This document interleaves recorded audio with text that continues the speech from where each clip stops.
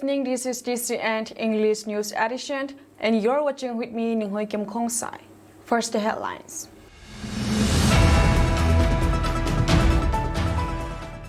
Kuki ex-Indian Army soldier killed after accidentally crossing Manipur buffer zone.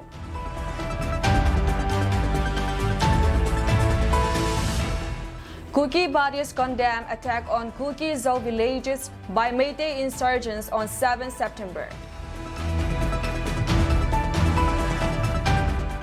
Manipur people are upset that PM Modi hasn't visited state, says ex-governor.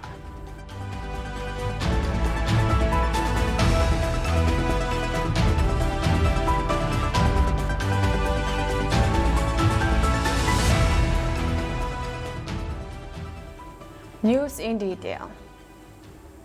A former Indian Army soldier was killed after he accidentally crossed the buffer zone between the Meitei and Kuki areas in ethnic violence hit Manipur late on Sunday night.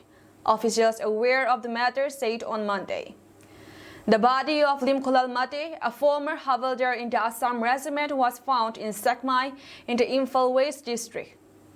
Mate was a resident of Matbung in Kangpokpi.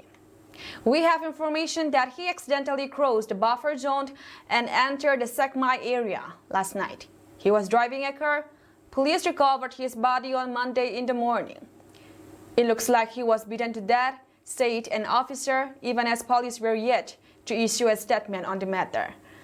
Central paramilitary forces have been posted between the Meitei and Kuki areas, also known as buffer zones, to prevent clashes. Kukis live in the hill districts of Manipur while Meitei is in the valley. People of the two communities have avoided entering each other's area since the violence was sparked last year. The Committee on Tribal Unity, a civil society group, separately claimed that the woman was killed in a bomb blast on Sunday, even as police were yet to confirm this. The violence in Manipur has escalated over the last week despite the force to address the situation with the use of drones and rockets, adding another dimension to it. The incident of 7 September at fringe areas between Churchampur and Bishnupur, Kangpokpi and Imphal West and Ziribam was the consequences of appeasement policy of the Ministry of Home Affairs towards the majoritarian Meitei community, who have been demanding the removal of the 9th and 22 Assam rifles from the conflict zones of Churchampur, Lamka and Kangpokpi, Kangui, and a ploy to pivot the leaked audio tape of the Chief Minister of Manipur, embarrassing candid admissions towards this genocide program of Kuki Zo community. With this regard, the Committee on Tribal Unity issued a press statement that says Kakami, which has declared war on the Kuki Zo community last year, was also instrumental in relocations of these two battalions of Assam Rifles, 9th and 22, citing reasons of partiality towards the minority Kuki Zo community in the ensuing conflict. On the other hand, the Kuki Zo community have fervently appealed to Home Ministry to reconsider its decision to remove and relocate these center security forces, the Assam Rifles, who have played a major role in neutralizing secessionists, VBIGs and Meitei armed militias from aggressions against the Kuki Zo volunteers who have been protecting our hill country, and to investigate embarrassing for admissions of mass genocide of the Kuki Zo on audio records which went viral. Furthermore, the government of India must take cognizance of the fact that there are parallel governors in the Manipur, embarrassing-led government, that run by Tengal, who have the oath of allegiance from all elected representatives of all valley districts, and lastly Kakami, who can declare war or state of emergency on behalf of the state. And for this reason alone, the Kuki Zo cannot be part of state of Manipur, and Union Territory under Article 239A is the only solution for peace, stability and normalcy in the region. The press release further said it would be in the interest of national security to reinstall the 9th and 22 battalions of Assam Rifles in Churchampur and Kangpokpi by maintaining sanctity of the buffer zones between the hill country dominated by the Kuki Zo and the valley dominated by the Meitei community, and expediting the negotiations between Government of India and SOO groups for semblance of peace and stability in the entire region. And failure to revert the removal of the Assam Rifles and to investigate the audio leak of Ambiran Singh, the Committee on Tribal Unity would be pressed upon to take further course of actions, and any untoward incidents arising out of it will be the sole responsibility of the Ministry of Home Affairs alone. The Kuki Students' Organization's General Headquarters is compelled to set the record straight regarding the ongoing lies and misinformation propagated by the secessionist Meitei Rapists under the Coordinating Committee on Manipur Integrity, COCOMI. The recent allegations that the Indian armed forces are selling and aiding Kuki militants and that the Meitei population is facing a coordinated proxy war by the Indian government and its military allies are both absurd and baseless. COCOMI, an apex body of secessionist Meitei Rapists, must stop using the words the people of Manipur as if it represents the whole populations of Manipur. In fact, the term itself is ambiguous and misleading. For those who are unaware, COCOMI is a conglomerate of frontal Meitei CSOs associated with secessionist Valley-based Meitei insurgent groups VBIGs CORCOM. The 5-day ultimatum served to the Indian Armed Forces by COCOMI, demanding either definitive action against the Kukis or withdrawal from Manipur, is an act of Meitei supremacy in the state. The COCOMI's claim that the people of Manipur have lost trust in the central forces is not reflective of the general populations but rather represents the views of secessionist Meitei Rapists. COCOMI and the secessionist Meitei group seems to have forgotten that the recent incidents of violence in various parts of the state are ongoing attacks by Meitei radical armed militia groups such as Rambai Tangle, Meitei Liput, and Meitei VBIGs since May 3, 2023. This situation followed the declarations of a national war against the Chin Kuki community by COCOMI during a People's Convention held on June 8, 2023 in Imphal. It is embarrassing for COCOMI to speak scapegoats. In this case, the Indian Armed Forces, when the casualties are a result of retaliatory actions by Kukis or village volunteers. The government of India should note that COCOMI, during the People's Convention, declared that it would not surrender more than 6,000 arms and 5 lakh rounds of ammunition that were looted from state armories by the secessionist Meitei groups. Furthermore, COCOMI stated that this is not the time to recover arms, but rather to distribute them. The government should provide arms to Meitei people to protect and defend Manipur. Consequently, the people of Manipur cannot comply with the government's request to deposit arms. Therefore, it is an undeniable fact that COCOMI is involved in the arms loot and has full authority over whether to return the arms and ammunition illegally taken from the state armories. The state students The Kuki Students' Organization's General Headquarters KSOGSQ issues the following demands to the Government of India. Declare Rambai Tangle and Meitei Lipun as unlawful organizations. Immediately designate these groups as terrorists and ban their activities to prevent further violence against the Kuki-Zao people. Cease state-backed actions against Kuki-Zao areas. Stop all state-supported operations in Kuki-Zao regions, which are being carried out in collusion with extremist groups, further victimizing our community. Investigate COCOMI's alliance with CORCOM. Conduct a thorough investigations with COCOMI, alliance with CORCOM, and its role in perpetuating terrorism, ethnic cleansing, and violence against the Kuki-Zao community. Should the government fail to address these demands, we will be compelled to initiate a mass agitation, says KSO's General Headquarters. The Kuki MPs their hills condoled Nyingzakol Lungdim, wife of Sekugin Lungdim, who was taken in the drone bomb attack at Thongbu village their hills. The MP expresses heartfelt condolences to wife of Sekugin Lungdim and the entire family during this time of grief. Mention may be made that Sekugin Lungdim serves as a Kuki students organization Cedar Hills finance secretary from 2017 to 2020 alongside the current president of Kuki in Cedar Hills reflects his unwavering dedications and commitment to Kuki community. His efforts and contributions will always be remembered and honored. Sekugin Lungdim find comfort in the cherished memories of his wife and strength from those who surround him with love and support. The MP thoughts and prayers are with the family.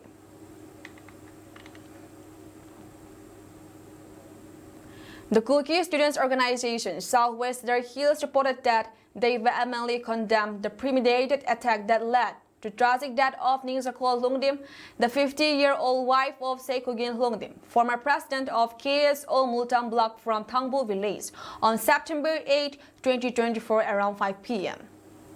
They reported that the attack involved drone bombings, heavy explosives, and advanced missile technology, and expressed concern that despite the presence of central forces, violence against innocent civilians persists, citing the incident of July 16, 2023. The KSO reported that they were deeply perplexed as to how such a coordinated attack could occur in the presence of CRPF personnel, which raised serious concern about possible collaborations or negligence, leading them to suspect that some CRPF elements might be colluding with armed militants against the Kuki people. They reported that they condemned the heinous act in the strongest term and demanded immediate and stringent actions against the perpetrators and justice for the victims and their families. The KSO further reported that they call upon the authorities to take urgent and effective measures to ensure the safety and security of their communities and prevent such atrocities from recurring.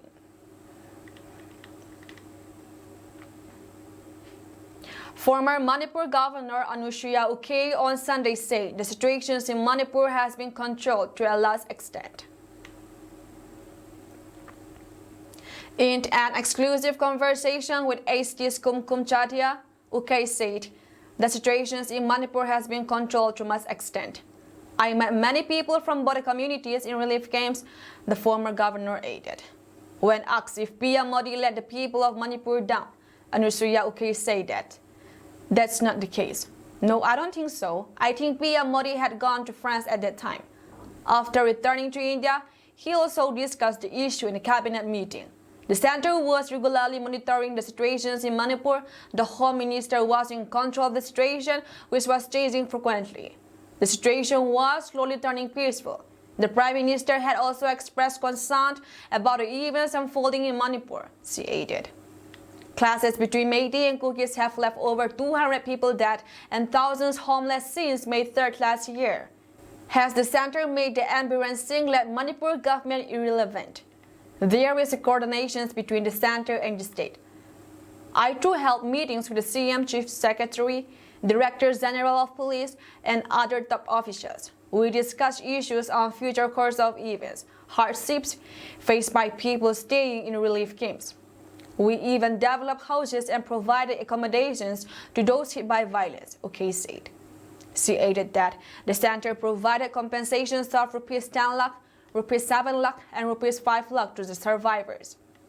On the questions whether the center is interfering in the affairs of Manipur, the ex-governor said, there is an issue of class between two communities. It is not a political issue. The leaders of all political parties met me. I told them that the violence is not political. I urged them to convince the community leaders to ensure peace, she added. On calls for Chief Minister Biren Singh's outskirt, Uke said that the CM did not take some decisions which could dramatically change the situations in the violence hit state.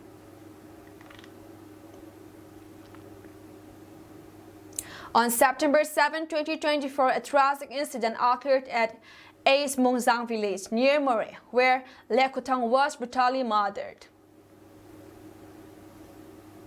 According to reliable sources, on September 7, 2024, Lekutang, a 50-year-old resident of Ace Mungzang village, was killed by Meitei militants who entered from Burma. The militants, armed with advanced weapons, shot Mr. Lekutang multiple times, resulting in his death. Lekotong was a kind-hearted person loved by everyone in the village.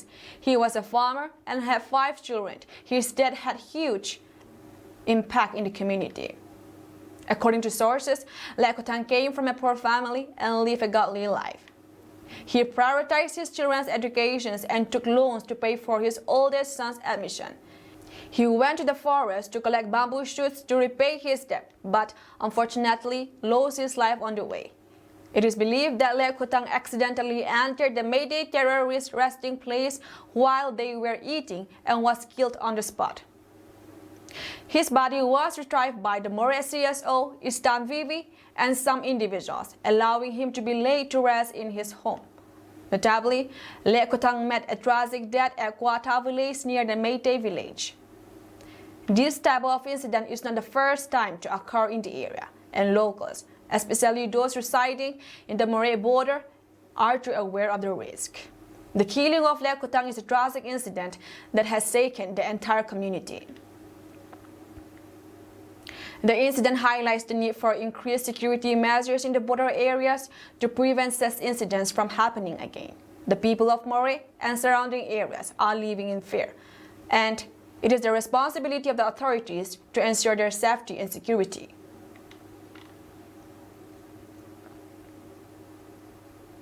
Students in Manipur have taken to the streets to protest the ongoing crisis in the state. The situation remains tense as security forces manage the demonstration. They are demanding the removal of the state security advisor and the transfer of the unified command to the state government. This demand indicates their dissatisfaction with the current handling of the situation and their desire for more local control over security operations. The fact that students from various schools and colleges are involved shows that the youth in the region are deeply affected by the conflict. The students allegedly attempted to storm the chief minister's residence and the governor's rest bhawan, followed by a sit-in protest outside rest bhawan, highlighting the intensity of their emotions and their determinations to bring attention to the ongoing crisis. The students' demands may push the government to reconsider the current security arrangement and governance to address the conflict in a way that meets the expectations of the local communities. On the other hand, putting up a Salai Tarat flag on the top of a government office by a student body is highly condemnable and illegal.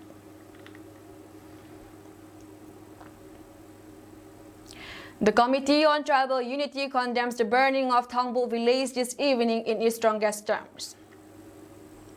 Thongbuk village is located near Sadhu Chiru village site to subdivisions of Sadar Hills, Kangpokpi, Kuki-Zo-dominated hill areas. The combined collisions of Mayday militants, Arambay Tingle, and state forces have caused irreparable damage of life and property in Kuki-Zo settlement. Repeated assaults and targets made against the helpless minority Kuki-Zo is precisely the main reason why our demand for separation from Manipur is mass. The unaccountability of the state administration in times of conflict proves its irrelevance, but justifies on why should the central administration must push come to suffer Kuki-Zo emancipations.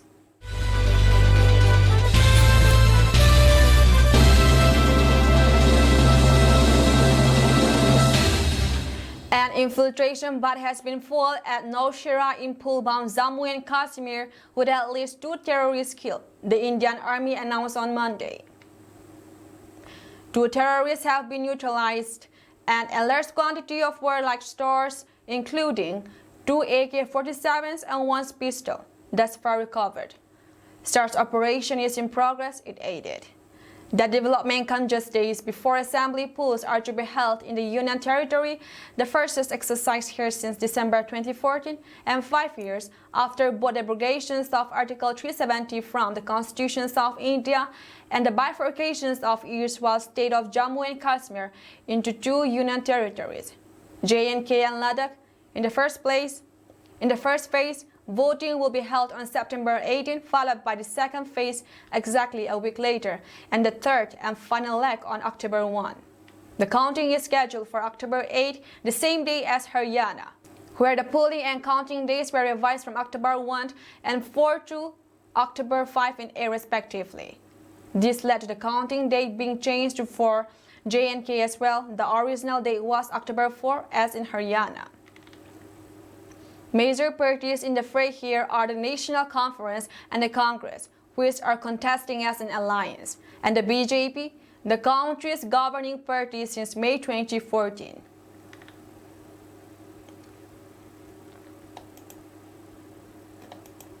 Seven people were killed, 3 others injured in lightning strike in Chhattisgarh, Baloda Bazar, Bhatapara district on Sunday, officials said. Baloda Bazar, Bhatapara district administration said the incident took place Sunday evening in Motara village when the victims were working in a field. As per preliminary information, these persons gathered at the edge of a pond near their field amid heavy rainfall when lightning struck. News agency PTI quoted a district officials of Baloda Bazar, Bhatapara as saying. The lightning strike victims were identified as Mukesh 20 years, Tankar Sahu 30, Santosh Sahu 40, Thaneswar Sahu 18, Pokras Vishwakarma 38, Devdas 22 and Vijay Sahu 23. All 3 injured persons have been hospitalized, the official added. Earlier on September 6, Chhattisgarh reported death of 2 Central Reserve Police Force CRPF personnel in a lightning strike at Anti-Naxalite Training Center of the paramilitary force in Dantewada.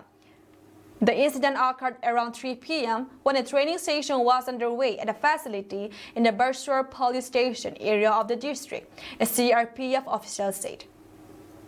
Separately, Odisha reported 1,625 deaths due to lightning strikes in last 5 years. 372 persons were killed due to lightning strikes during the financial year 2019 to 20, while 338 death cases were reported in 2020 to 21 and 294 during 2021 to 22. The state has reported 334 lightning cases, death cases in 2022 to 23, and another 287 such cases during 2023 to 24. It is important to note that Odisha recorded the highest lightning-related fatalities in the country during the period, as the states with higher mineral deposits tend to record more lightning fatalities because minerals are good conductors of electricity. A maximum of 151 people were killed due to lightning strikes in tribal-dominated Mayurbhanj district, followed by Ganjam district, where 114 people lost their life due to natural disaster. Keonjhar and Balasore district is reported 111 lightning days during these 5 years, while both districts witnessed 14 such death cases, which is the lowest in the state.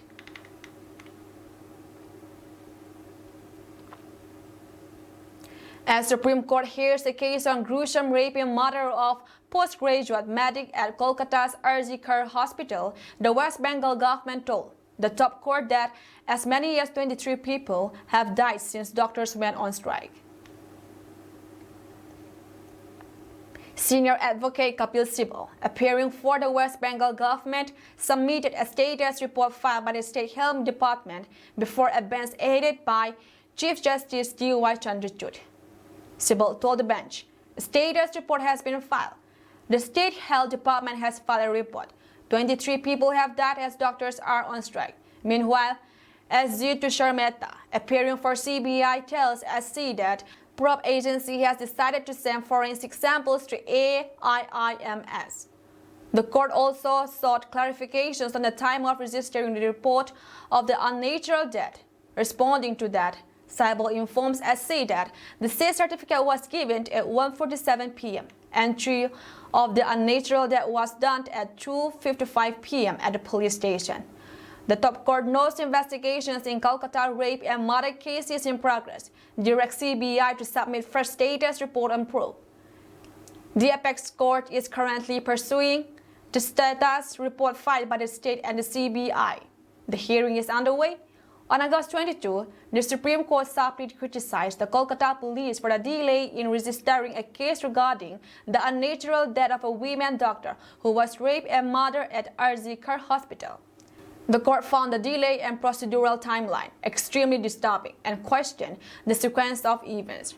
Previously, the Supreme Court had established a 10-member national task force, NTF, to develop a protocol for safeguarding the doctors and healthcare workers, describing the incident as horrific. The court also condemned the state government for delaying the FIR and allowing thousands to vandalize the hospital.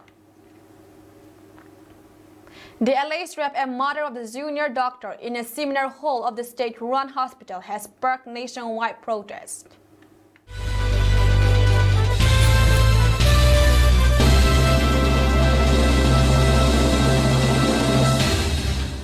The Arakan Army captured one of the biggest Navy bases in Myanmar. The Arakan Army AA, an ethnic armed group in Myanmar, has made a significant breakthrough by capturing one of the country's biggest Navy bases. This marks the first time in history that an ethnic armed group has successfully seized control of such a large military base. The AA seizure of the Tanway town, where the junta regime has a Navy base, is a significant development in the country's ongoing conflict, according to images released by the AA. The seized weapons and military equipment include a helicopter and a vast military arsenal. The AA successfully capture of Tanway underscores their growing military capabilities and their ability to challenge the junta regime's control over strategic positions across the country. Despite the capture of Tanway, the fighting between the AA and the junta regime forces continues in a few towns. However, the AA is opening all fronts and launching offensive across the country's western state. The offensive against Tanway Navy base commenced on 7 August and was fully captured on 5 September. The AA claimed it had limited approximately 400 junta soldiers from the base, which housed a contingent of 1,200 military personnel.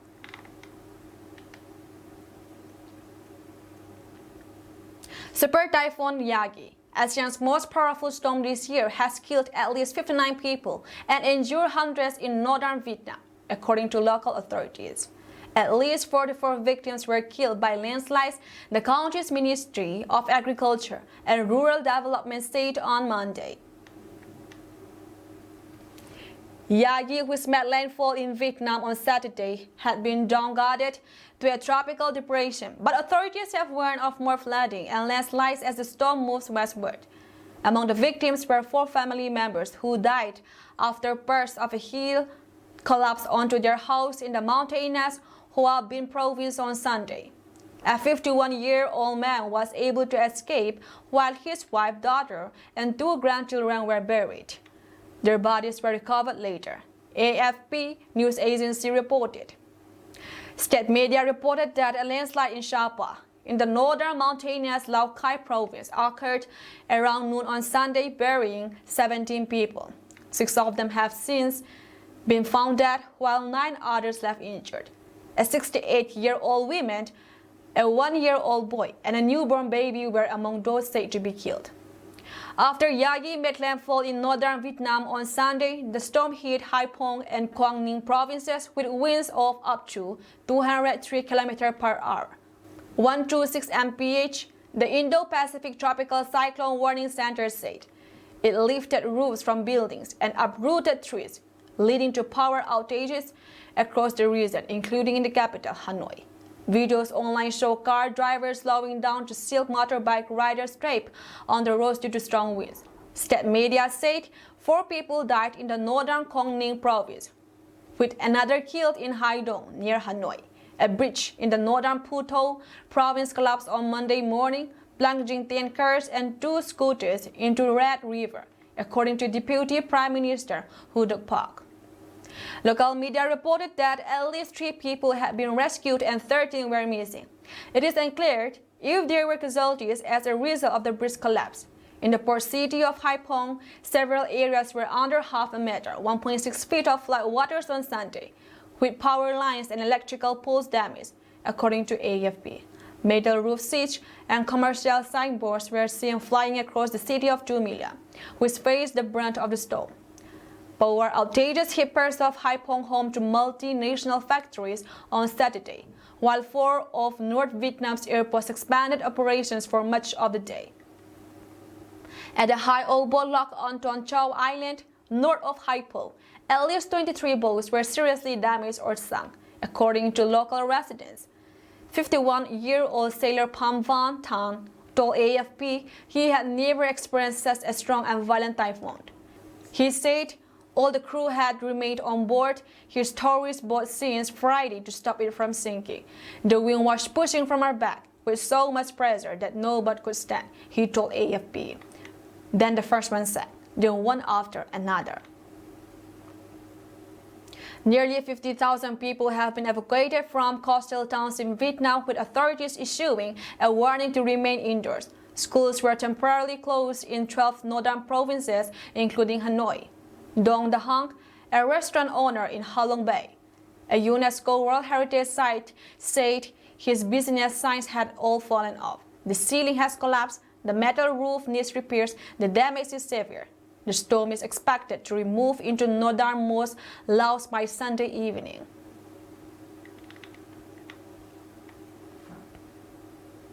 A fuel tanker has collided with another truck in Nigeria, causing an explosion that killed at least 48 people, according to country's emergency response agency.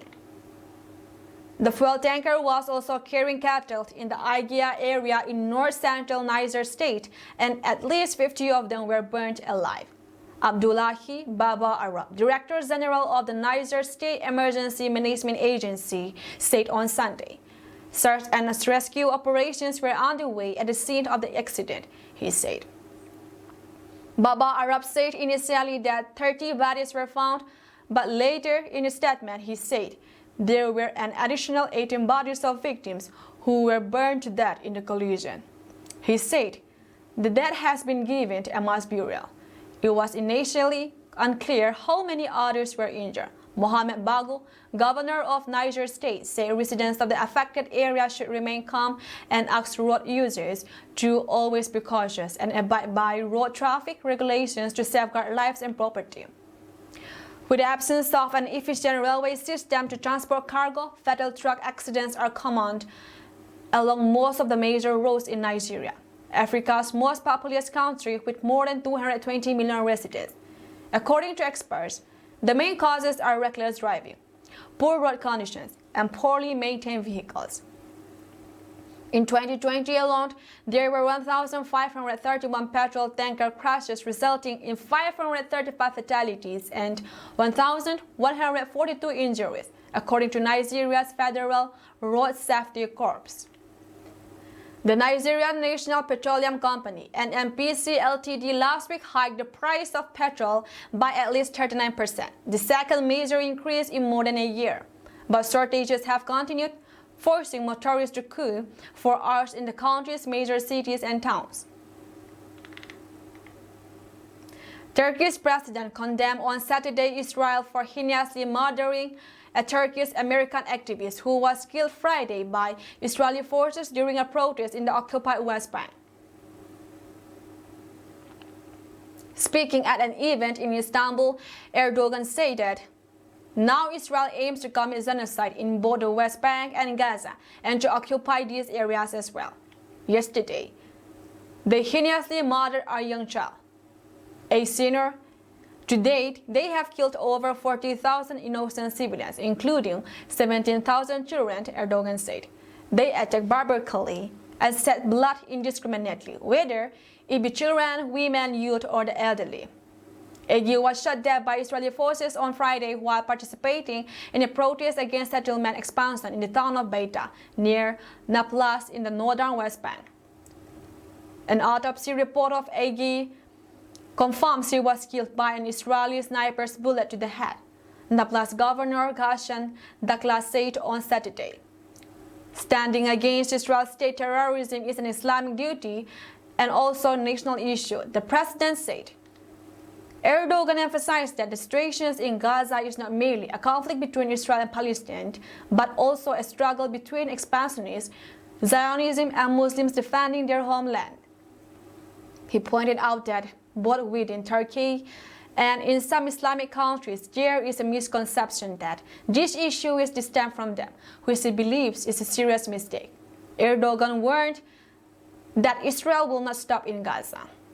And if it continues its current actions, it will move on to occupy Ramallah and then set its sight on other regions. Lebanon and Syria will be next. They will covet our homeland territories between the Tigris and the Euphrates. He added that Hamas is fighting not just for Gaza, but for all Islamic lands, including Turkey. All Islamic countries should adopt a unified stance against the uncertain extent of the Israeli occupations, Erdogan said. Erdogan also emphasized that Turkey's new diplomatic initiative with Egypt aims to bring benefits to Gaza and Palestine.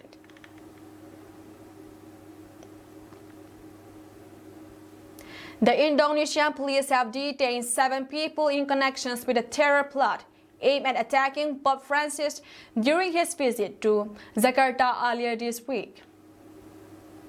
Most of the arrests occurred on September 2 and 3 in Jakarta, as well as in the surrounding cities of Bogor and Bekasi, West Sumatra Province and Bangka Belitung Islands Province, according to media statements from the country's National Police Anti-Terrorism Squad Detachment 88, reported the Straits Times. Pope Francis' visit, part of his 12-day Asia-Pacific tour that includes stops in Jakarta and Singapore, is expected to have a significant impact in Delhi despite ongoing abuse scandals within the church, the report added.